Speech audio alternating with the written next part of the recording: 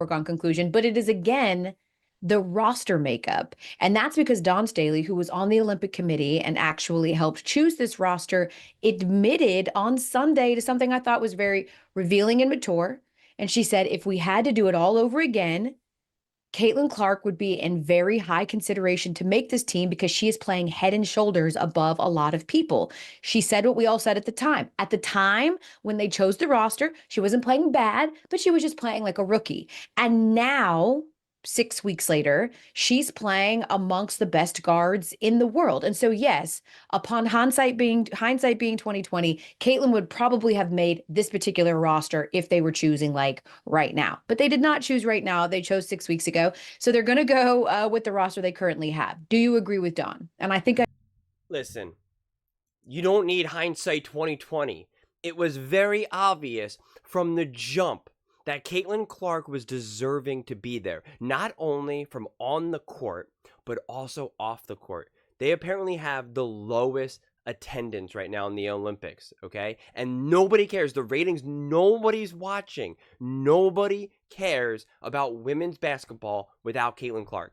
That's the reality. That is the reality that they are struggling to accept, whether it be the WNBA, ESPN, whoever. They're struggling to just face the reality and accept that Caitlin Clark is box office, that she is not only the engine, but she is the bus, the train, the rocket ship. She's everything, okay? She's the oxygen, the water, the fire, the earth. She is why anybody is watching women's basketball. And they had a massive opportunity to have her on this team. Even if she was on the bench, she was going to still be able to get some playing time. And if not, she would still be there. People would still be tuning in. But now nobody is. Nobody's even talking about it. The only thing, the dominating storyline throughout the Olympics right now for women's basketball is just Caitlin Clark not there. Is this idea of a snub.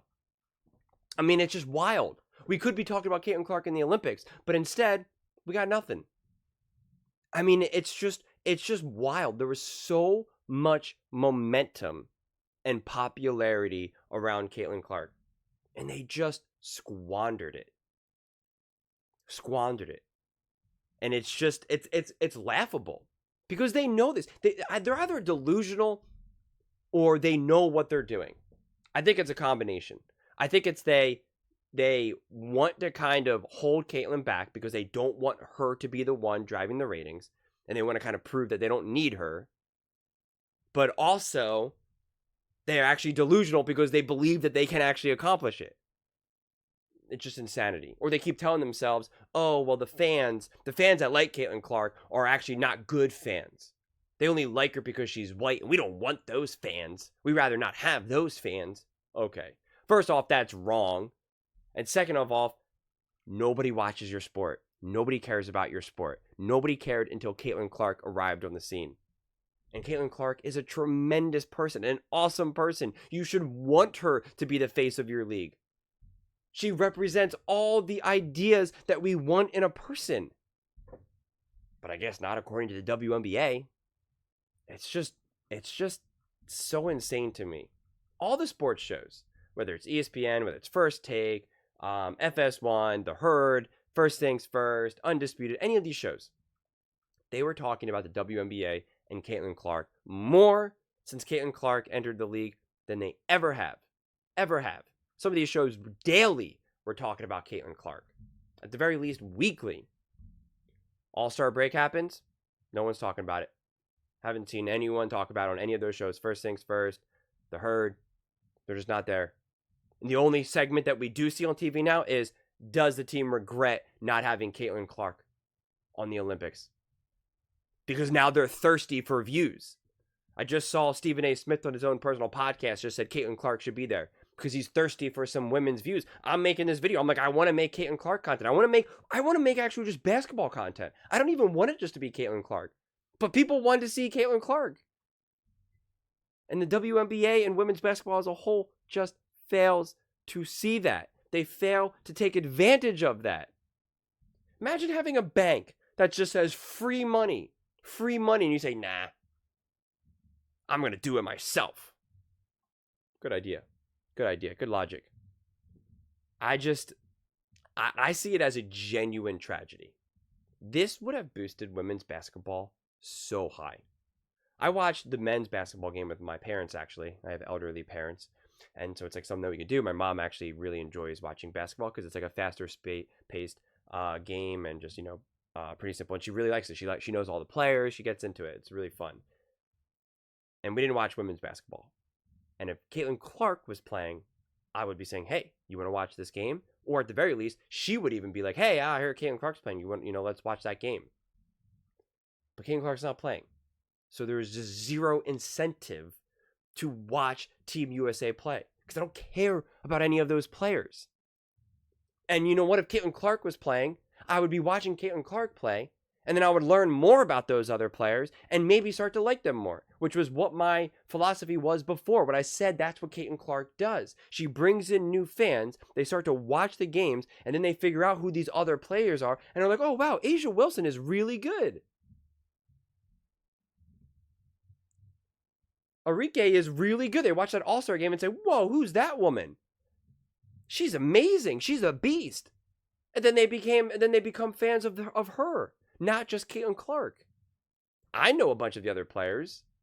My mom might not. Other fans might not. But Caitlin Clark ends up being the bridge. She's the door, the bridge, the building. But they just don't see it that way. They can't admit it. And they want to hide behind all these nonsense political reasons.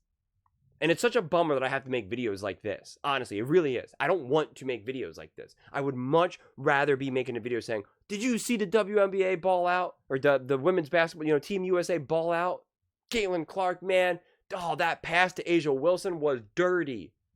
That's what I'd rather talk about. Man, I can't believe she had 9 assists in 3 quarters. That's crazy. Breonna Stewart, man, she's winding the clock back. I can't believe what she's doing still. That's crazy. How old is she? Oh my God. That's what we should be talking about. But Caitlin Clark's the catalyst. She's the spark. She's the fire. And if she's not there, it's just no one's talking about it. Nobody cares. They had all this momentum, all this popularity, all these views, and they just threw it away. But those are just my thoughts.